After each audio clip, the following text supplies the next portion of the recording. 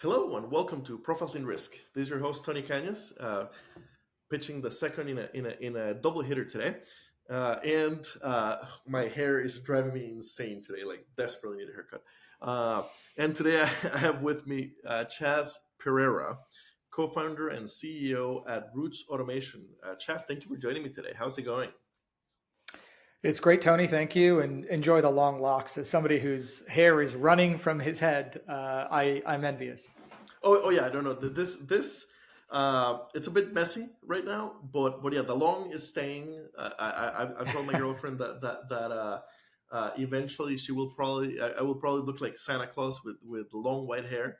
But Nice. definitely keeping it long. And looking at my grandparents, I should go white, which my beard definitely is. But I shouldn't go bald. So I am definitely taking the most advantage of it. So, if I'm not mistaken, based on LinkedIn, you are in New York, right? I am, yes. Okay. Our offices are in New York, and I'm a Brooklynite Okay. otherwise. And we are recording late November, literally just after the Thanksgiving week.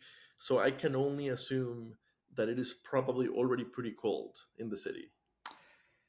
Yes, actually, my in-laws were in town from the UK, and we spent a lot of time walking around, and hats, gloves, anything and everything we could stay warm. No snow yet. No snow Okay. yet. Okay, so that's a positive. All right. We always give the guest the chance to give the elevator pitch. What is Sure. Roots Automation? Yeah. So one of the insurance companies, Tony, have spent millions and millions, if not billions, trying to digitally transform, and they've found little success generating improvement through that transformation, largely because insurance is transacted on lots and lots of unstructured data. Examples of which might be an email from a broker that contains a bunch of data in the body and then a bunch of attachments, and you have to be able to extract and understand all that data before you can assess a risk and price a policy. Another example are the reams and reams of paper that are coming to the mailroom of an insurance carrier that gets scanned, and then someone has to do something with it. This has held the insurance industry back from transforming. And we said there's a better way to solve this problem than just throwing more and more people at it. And that's by leveraging artificial intelligence.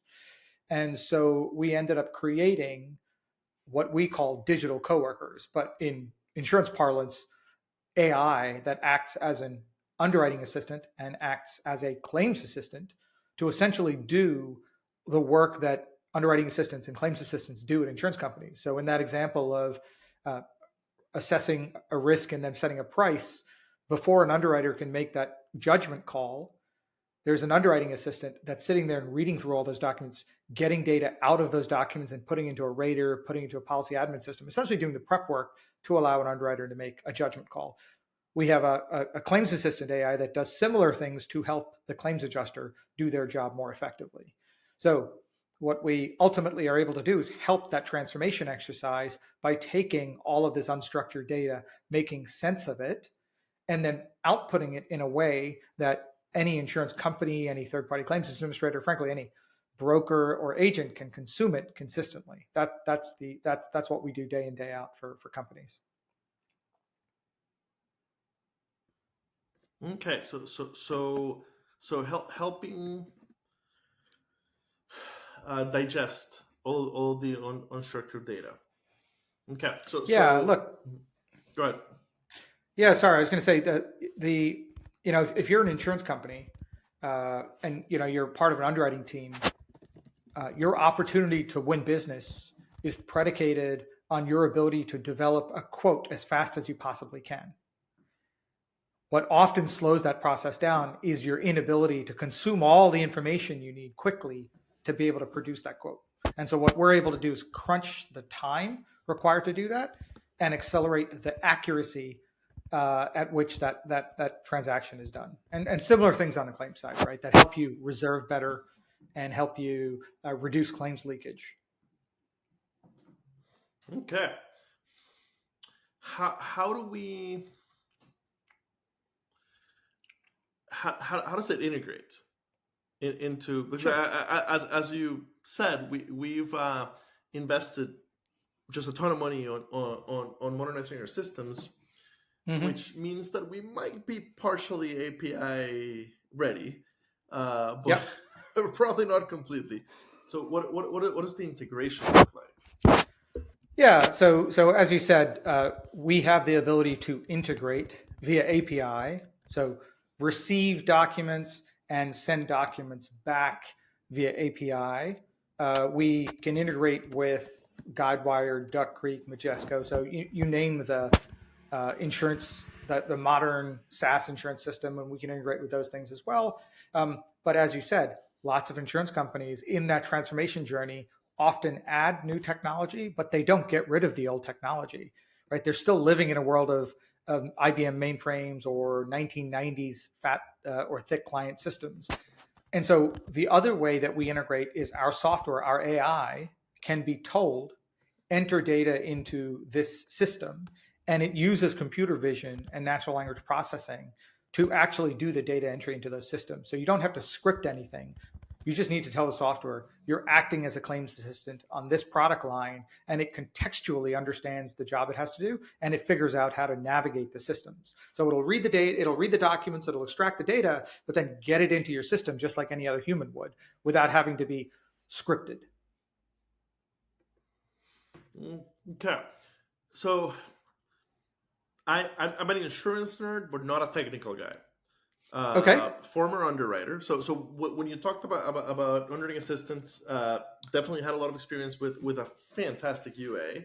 Uh, and back in claims, I've never run into a claims assistant, but there's definitely lots of processing people that Mm-hmm. put stuff into the system. Um, so how, for a non-technical insurance person like myself, how is this different from just normal robotic process automation, or RPA, which we've heard a Mm-hmm. lot about in the last few years? Yeah. So I think the first thing to recognize, to complete a process end to end, you need to be able to handle unstructured data. There is no RPA technology out there. Even the top of the line RPA technology like UiPath can't handle unstructured data. They can give you connections to ChatGPT or to Llama or something to be able to fine tune your own large language models. But they don't fundamentally understand insurance. They don't fundamentally understand insurance language. And so they don't have a way out of the box to be able to be sent any insurance document and contextually understand what is this insurance document, and therefore what data do I need out of it so I can do something with it. So that's the first thing that makes this different from RPA, right? That you don't have to train it on insurance documents, insurance language, insurance understanding. The second way is different. To do the RPA piece, you have to script it. You have to tell it if this, then else, else if, else if, else if, else if. And unfortunately, because it's assuming everything is deterministic, that everything is an if this, then else statement. If something changes or something is different, RPA software breaks. Our AI is probabilistic. It understands like a human. Hey, if I know I have to enter a piece of data somewhere, if it's not where I expect it to be, I'm smart enough to know it's going to be somewhere else in this process. When I see it, I'll enter it. And so you don't have to script anything. You just tell the software you're a claims assistant or you're an underwriting assistant, and you're responsible for directors and officers insurance. And it will take care of the rest. This is important because the other limitation of RPA is to make RPA do all the things I just described. You actually need more than RPA. You certainly need some workflow processing. So maybe you're looking at ServiceNow and Pega. You need some document understanding and document reading. So maybe you need to purchase some Hyperscience or Kofax. Then you need some RPA. So maybe you go purchase some UiPath or Automation Anywhere. So imagine having to stitch all those things together. That's complicated. The talent you need to be able to bring all that together, that's complicated. And then minimally, it will take you 10 months to be able to put all that stuff together. And then once you've put it all together, Tony, it's going to break once a week. And by the way, that's not me telling you this. This is McKinsey telling you it's going to break once a week because all their customers are struggling with this. Versus Our software, up and running in 5 minutes. Why? Because it's trained on insurance documents. It's trained on insurance data. It's trained on insurance systems. It's like hiring an underwriting assistant that's worked at some other insurance company for years and years and years. Now you're coming to work at your company. You just need to give it a little bit of knowledge about your lingo, but it knows what it's doing. Okay. I'm looking at your website. So you mentioned the digital coworker. You have not mentioned InsureGPT. What is InsureGPT? And by the way, fantastic job getting the trademark on that. So InsureGPT is, consider it a little bit of the brains of the digital coworker. So we've been in the large language model space since 2020. So we started the company in 2018, and we were like, man, we really have to figure out how to solve for all this unstructured data in insurance. And so we started looking at large language models and how that could help us solve that problem. So we've been in that space for a long time. InsureGPT is essentially our fine-tuned large language models working in tandem with our traditional machine learning models. So we have this underlying system that allows us to send a digital coworker any insurance document, and it will contextually understand what that document is and then figure out on its own what data it needs to extract from that document, and do it at an accuracy that is better than 98% and in a matter of 30 seconds or less, right? So it works really fast. It works really accurately. And so the brain, so to speak, of the digital coworker is what we call InsureGPT. Okay. By the way, it's the same software we use to do mouse clicks and keystrokes, meaning the computer vision is telling InsureGPT, here's what I see on the screen. What should I do with it? Okay. You've mentioned claims. You've mentioned underwriting. I see on the website that you also play in just insurance operations in general. So basically things outside of claims and underwriting. Yeah. So where we try to focus our conversations is around helping insurance companies improve their submission to quote ratio. So I'm not trying to make them better underwriters. That's your job as the expert. But I can help you see more work and quote more work. We try to help claims people reduce leakage by identifying high-risk events and high-risk documentation that they should be on top of. And then if you think about the other aspects of managing a policy or managing a claim, it's things like, oh, you got a bind order from a broker. Let's actually bind that policy, right? So that's the responsibility of the policy servicing team. Our digital coworkers, the underwriting assistant, knows how to do that stuff. On the claim side, things like paying a claim, setting up initial reserves, following up with the adjuster, following up with the customer on things, like all the things that you'd expect an assistant to do, that's what the software will do as well. Okay. How did you realize that this was a problem that you could solve? 14 years of cutting my teeth in the insurance industry, primarily at AIG, where I had the opportunity to work across almost every product line that AIG served, P&C and life and retirement, and also being responsible for low complexity underwriting, low complexity claim handling, being responsible for all of those insurance operations across AIG globally. All of these things led me to seeing this problem and really struggling to solve it at AIG, because you need, insurance is a community exercise, right? As much as every insurance person would like to say, or every insurance company rather, Tony, would like to say, our data is unique, our process is unique. The reality is it isn't, right? In the context of underwriting, for example, commercial underwriting, AIG has to accept Chubb's insurance application, right? You can't just say, I will only accept mine, because the broker is going to decide what application to use. On the claims side, your work product as a claims adjuster is someone else's work product, meaning it's from a lawyer, it's from an accountant, it's from someone else, right? So insurance is very much a communal exercise. So to try to solve that at AIG would be really difficult, because you don't get enough of a breadth of data and a breadth of understanding. And so myself and my partner, John, we left the cushy walls of these insurance companies to try to go solve this for the industry, largely because we have a reverence for the industry. It's, without insurance, progress in every form never occurs. And yet insurance companies are struggling to make money and struggling to stay on top of all of the economic pressures that exist. And so we said, like, there's a better way to help them solve some of these problems, but you got to do it outside the four walls of an insurance company. Yeah, that definitely makes sense. Um, do we have to bring in the whole thing at once, or can we start with just claims, or just underwriting, or just a small piece of it?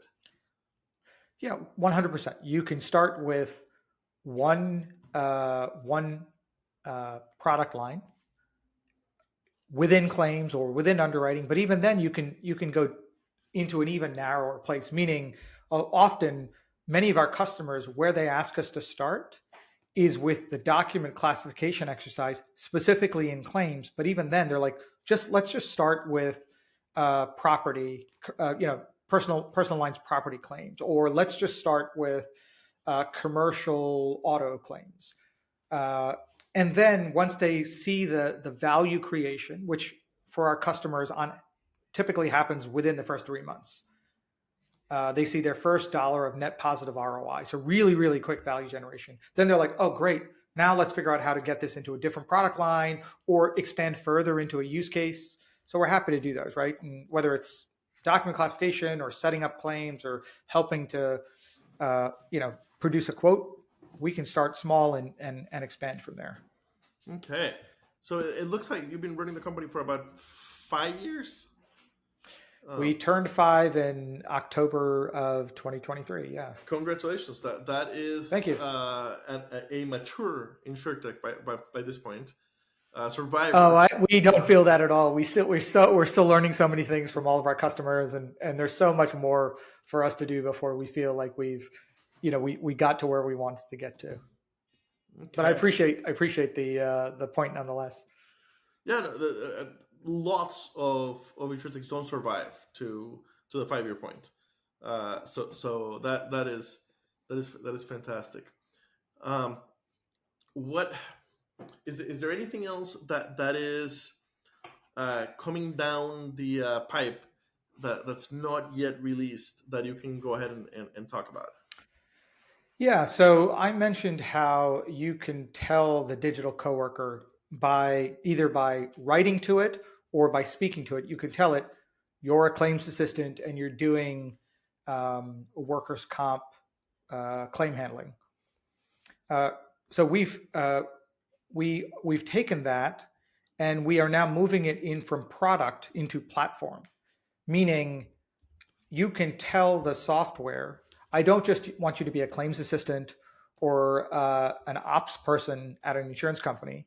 I want you to be a finance person at an insurance company, and I want you to help me with the collections process. Or I want you to be a legal associate at an insurance company. I want you to help look at our contracts, right? The software, the platform allows our customers to start to move far beyond underwriting and claims and insurance operations and start to tackle other aspects of the insurance value chain. Very interesting. Very, very interesting. Kind of last question. Why is it called Roots? It's really simple. The roots of any insurance company are their people. And in much the same way as, roots of trees are what hold up mountains. If you think about these insurance companies as mountains, it's their people that really make the difference.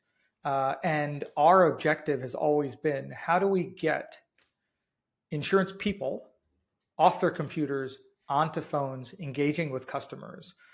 Because that is where your brand is actually met. It's not met in an email. It's met in a conversation.